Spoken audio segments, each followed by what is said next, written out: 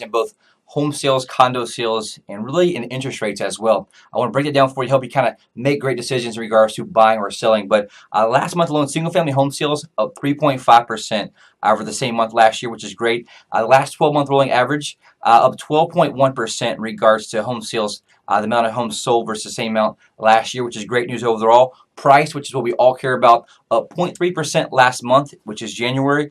Pretty flat, but that's obviously something we see usually because that has to do with pending sales both through December and kind of late November. And so 0.3% at 190,500.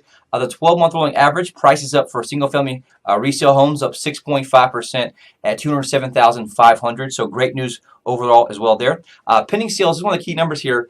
We saw pending sales up 25.2% last month. So huge jump there. What that really means is everyone who came in town to make an offer on something, that'll be scheduled to close next 30, 45 days. So you can pretty much expect a pretty big jump in sales for February. And that's just something that's very interesting there as well, because that'll obviously dictate what happens with home values going forward. We saw a huge jump in pending sales, which obviously made inventory drop as well. Inventory was down 20.6% last month. This is probably the most important number from the report here at 5.0 months. And that's something I haven't seen for resale homes since we started tracking it with this software, probably back since the boom in 2005, 2006. But we did not have the same software to track that. And so that's just something to keep in mind here. We're going to see a huge jump there, where in reality, you're going to see less homes continue in the market. Anything below 6 months is a seller's market. And so right now, it's a huge opportunity to take advantage of that. Why it's still healthy, why it's still 5.0 months of inventory. If it gets too low, 2 and 3 months, a lot of times that where buyer fatigue will happen.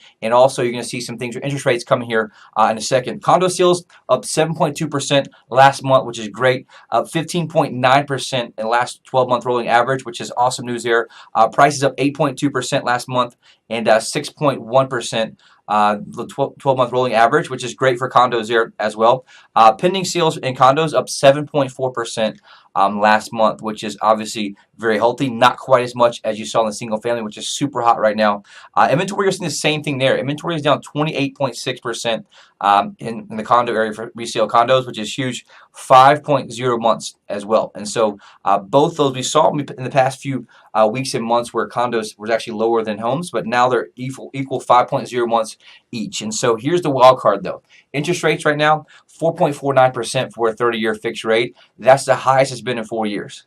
And so that's something to think about here. What we're going to see happen is obviously the rates continue to go up. We will see less buyers who are coming to the market, which could hurt some of your demand as that gets higher, because one, it limits people's buying power, right? And also keeps them where they're at because they're not moving up to the larger house or different house because it could cost them more money. And so that's something I don't think will make a huge hindrance in regards to the market, but I've already talked to some friends across the country and other areas where they're seeing that basically makes some buyers pull back and come back on the market a little bit. And so as a home seller, if you're thinking about selling, take advantage of our spring market now, right? Rates are still low. They're going to climb back up. We just did a radio show here, and everybody's predicting about 4.9% will be the end of this year at fourth quarter. And so you want to take advantage before that happens, right? You want to obviously, the same thing if you're thinking about buying, make sure you take advantage of these opportunities before rates get too much higher. The number one mismanaged variable in the home buying process is interest rate, right? They don't focus on that a lot of times and cost themselves thousands of dollars in the back end. So if you're thinking about selling or buying, reach out to us